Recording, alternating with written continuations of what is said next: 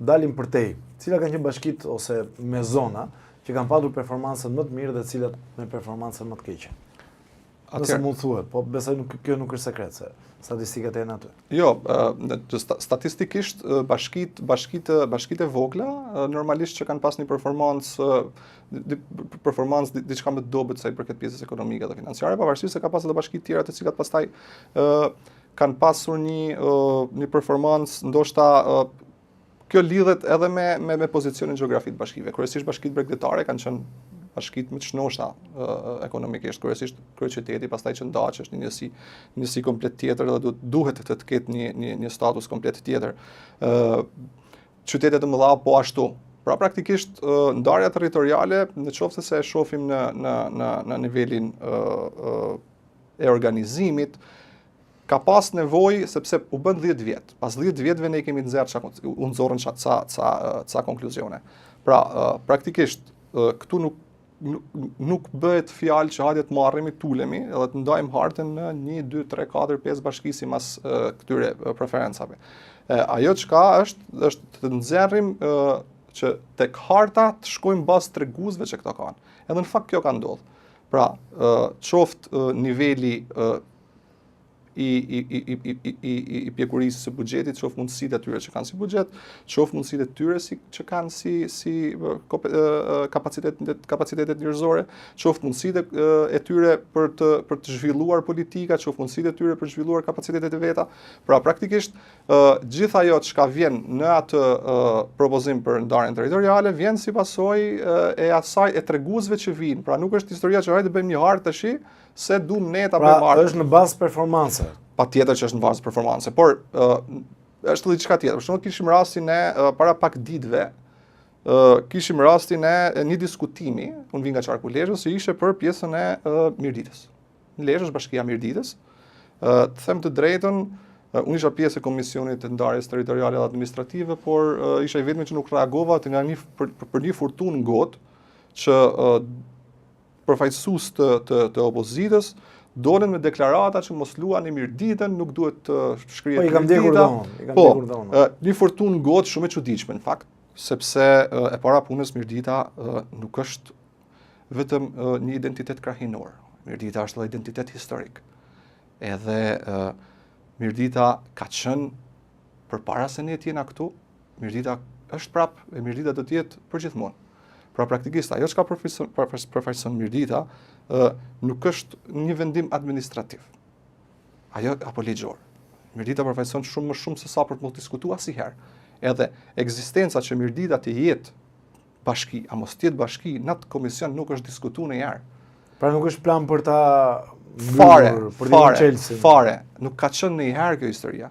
Por ama pastaj në momentin që ti nuk ke argumente politike apo propozime të mirëfillta politike në shërbim të banorëve atje, do bësh politikën krahinore. Pra siç është politika nacionaliste. Mund të qesojmë të gjithë banorët e Mirditës që kjo është fakt tashmë. Është fakt ka qenë.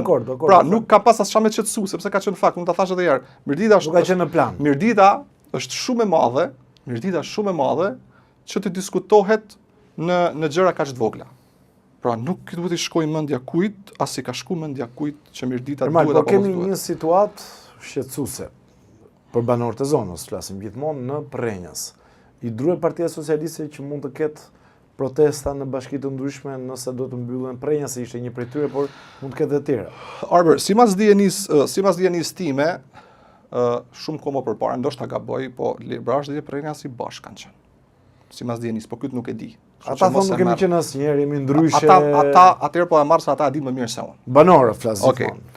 Ajo çka është ajo çka del nga kjo reformë e re, po e quajmë tashmë.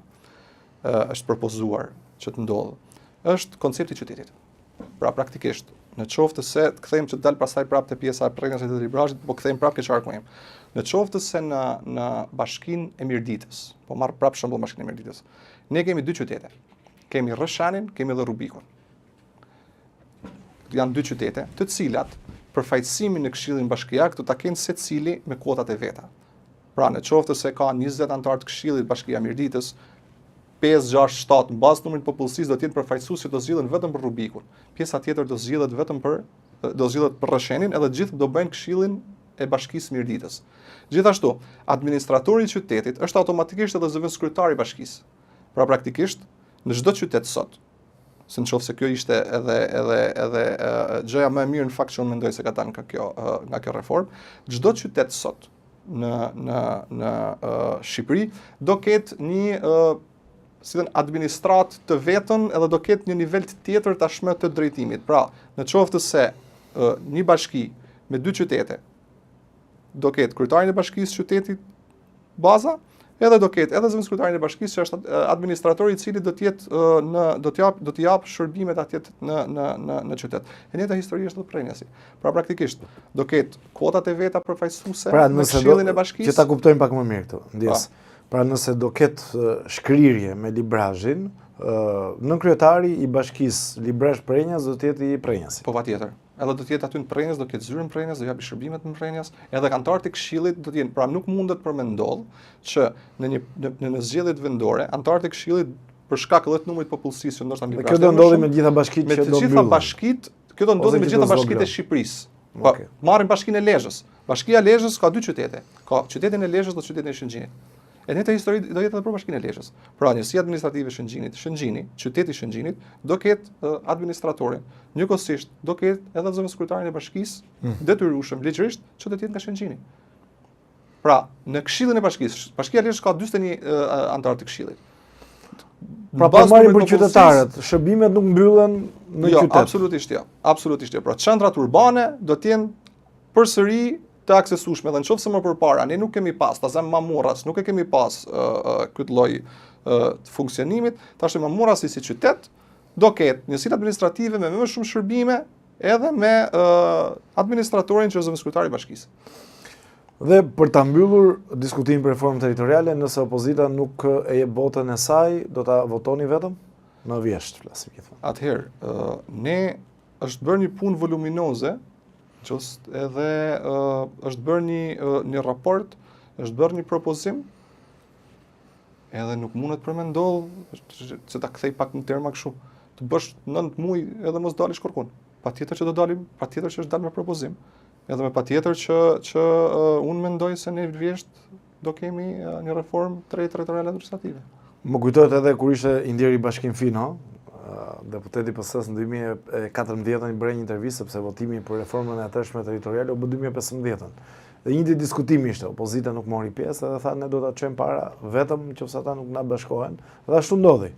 E mira do ishte të kishte diçka, të përbashkët, por në fakt vullneti atyre nuk ka qenë që ditën e parë. Dua të them që ta mbyllim vëllai diskutimin, ne vetëm për të miratuar kalendarin e zhvillimeve të komisionit kemi bërë 2 muaj e gjys. Jo sot, jo nesër, jo sot, jo nesër.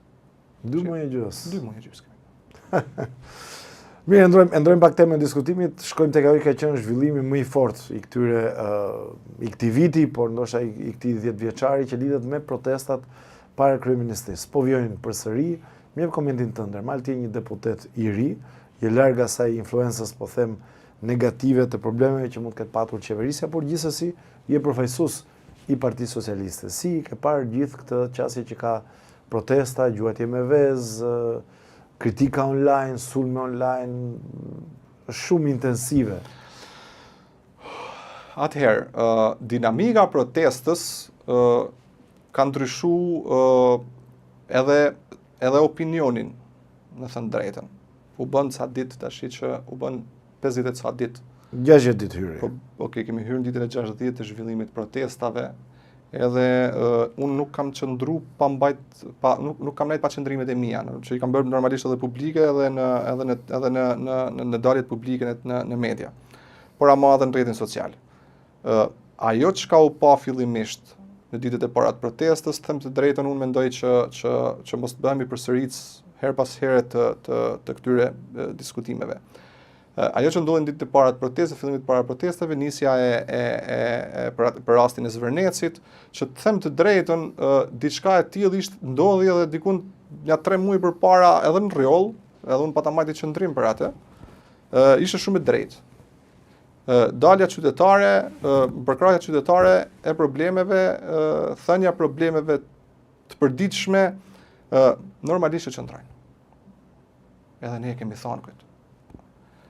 A ka probleme? Patjetër që ka probleme. Pse vijnë problemet? Atëherë, ne themi që problemet vijnë për shkak të rritjes së pritshmërive, që është shumë normale. Ndodhin në një vend ku në vitet e fundit ka pas një zhvillim me hapa shumë shpejta. Mendoj unë.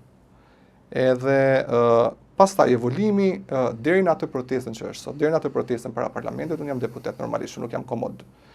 Unë pranoj kritikën, pranoj gabimin, patjetër. Jam kritik